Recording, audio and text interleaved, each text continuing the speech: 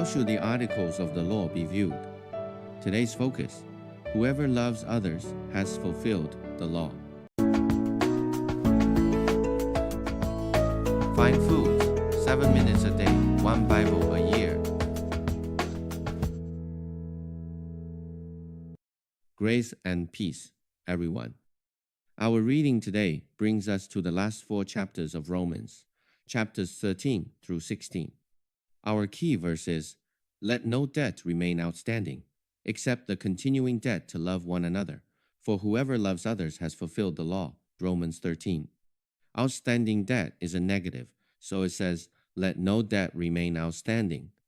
But there is an exception, the continuing debt to love one another.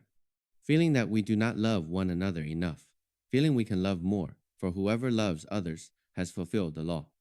Jesus said, "Love me, keep my commands." This means to love God and keep his commandments. When we mention keeping commandments, we think of obeying the law. However, here it is not the law of what not to do, but says that whoever loves others has fulfilled the law. There is a kind of debt that is correct. That is the ongoing feeling that we owe more love and that we can love more. And here in Romans, it mentions the continuing debt to love one another. This is related to fulfilling and completing the law. The structure of Romans must be memorized: condemnation, justification, sanctification, glorification, election, service.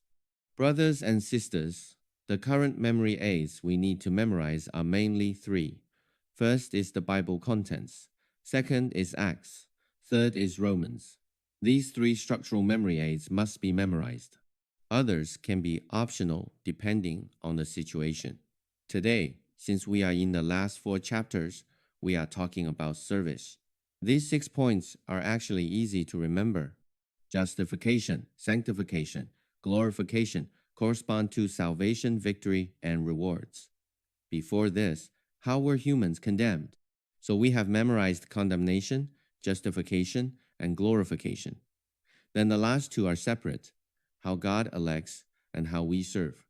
Combined, it is condemnation, justification, sanctification, glorification, election, service. Recite it a few more times, and you can memorize it. The service mentioned here is not the service of the Pharisees, not do not do this, do not do that, thinking that one is serving God. Restricted by all kinds of prohibitions and numerous rules and regulations to keep, here it speaks of serving with God's love. When we love God and love people, this is serving God. In fact, God does not need anything. He needs us to be like him, to love him, and to have an intimate relationship with him. He also needs us to love one another with the love he gives. This is serving through love. Whoever loves others has fulfilled the law. The book of Romans lays out the complete truth.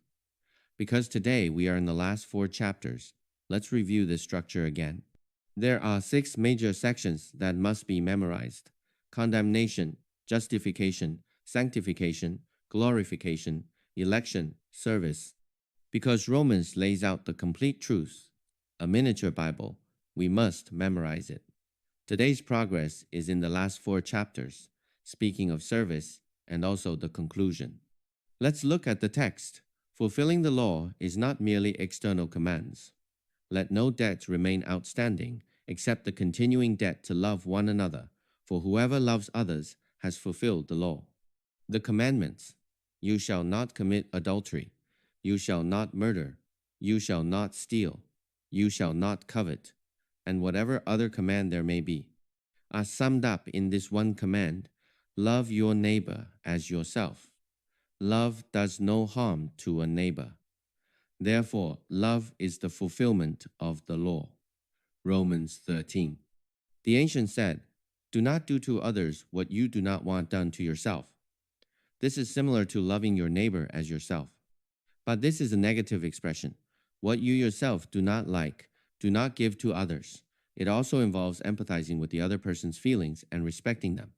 So when we talk about the law, there are many do nots. It is meaningful because it is the basic boundary. However, we must not look at these boundaries and only think of rigid rules and regulations, thinking that is our faith. The essence of our faith is love. loving your neighbor as yourself. The neighbor here does not refer to loving everyone in the world universally. That is too difficult. The Lord knows, and we know it is impossible. So we love our neighbor, those we can actually contact. We love our neighbor as ourselves. Those we can contact, we love them. And love does no harm to a neighbor. Therefore, love is the fulfillment of the law. Within this basic boundary, there is actually a lot of room. God gives us a positive aspect to love your neighbor as yourself, not just refraining from doing these things. Rather, we love others as ourselves. Sometimes we do extra for others. When we see others in need, we help them. This is called loving your neighbor as yourself, because love is the essence of the law. The articles of the law are external. Love is the essence. The external articles must conform to the essence of love to be complete. If so, is the law difficult to carry out? For example, the 10 Commandments mention honoring your father and mother so that it may go well with you and that you may enjoy long life on the earth. So, regarding honoring parents, how do we honor them? We just apply love your neighbor as yourself and we know what to do. If you were the parent, how would you want your children to treat you? Then you should treat your own parents that way. Many things do not need to be listed one by one, what to do and what not to do. We will naturally know because it comes from loving God and loving people. Because judgment without mercy will be shown to anyone who has not been merciful. Mercy triumphs over judgment. James 2. The main point is still mercy. The primary focus remains on the other person's needs. It is written, "You shall love your neighbor as yourself." This text comes from Leviticus. We know Leviticus speaks of sacrifices. The Levites, as priests, offer sacrifices to God. The Lord says, "I desire mercy, not sacrifice." What God delights in is mercy, which is love, not these sacrificial rituals. It is true, there are laws defining how to offer sacrifices to God. But his meaning is that the main point is on mercy, on love. If you really keep the royal law found in Scripture, you are doing right. James 2. Royal law belongs to the king, to the crown. The law of honor. So it is the royal law, the most important, the most honorable, which is the royal law. Let's take an example. Regarding the law, regarding love, is it sometimes difficult to carry out? For example, we must keep the Sabbath. Keeping the Sabbath is actually one of the 10 Commandments. Nowadays, for many Christians, the Sabbath is on Sunday, so we worship God on the Sabbath. Here, I want to tell a story. There is a movie called Chariots of Fire. It is about a runner. During the Olympics, this British athlete, because the competition day was Sunday, decided to rest and refused to participate in that day's race. I remember it was the 100-meter race. So, he switched to the 400-meter, which he was not as good at, because the competition is very intense. Running a 100-meter sprint is different from running a 400-meter race. Your preparation and required abilities vary accordingly. Guess what happened? He still won the gold in the 400-meter race. In his own testimony, he said that while running, he felt God was with him. Of course, many godly Christians participate in the Olympics or important exams even on Sundays. For example, many current high school entrance exams and college entrance exams are held on Saturdays and Sundays. So, it originates from love and one's own conviction regarding the Sabbath.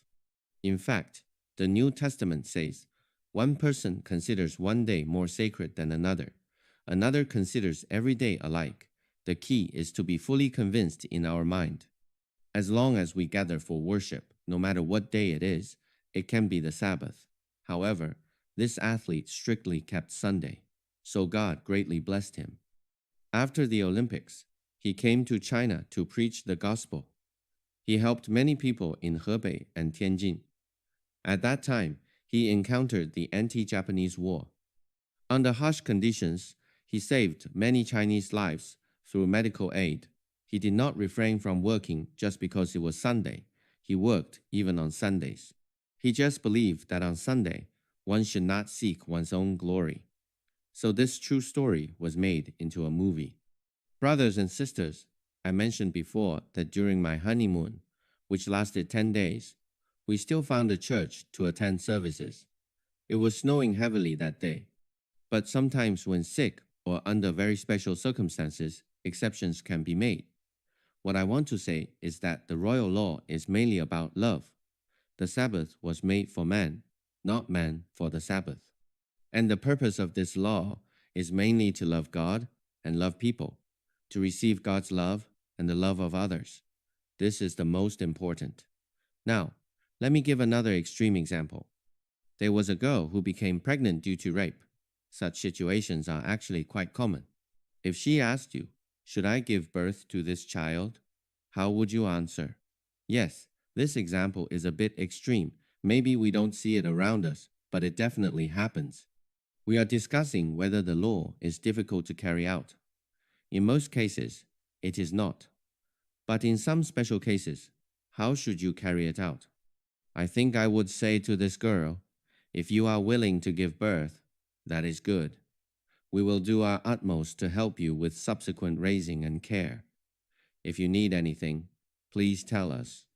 But if you make a different decision, we will still accompany you and offer assistance. After I said this, someone from the audience questioned me, "Pastor, how can you say that?" Of course, she must give birth. There is a type of person called a justice devil, someone who demands justice without considering the cost. When he speaks, it costs him nothing. I was a bit blunt.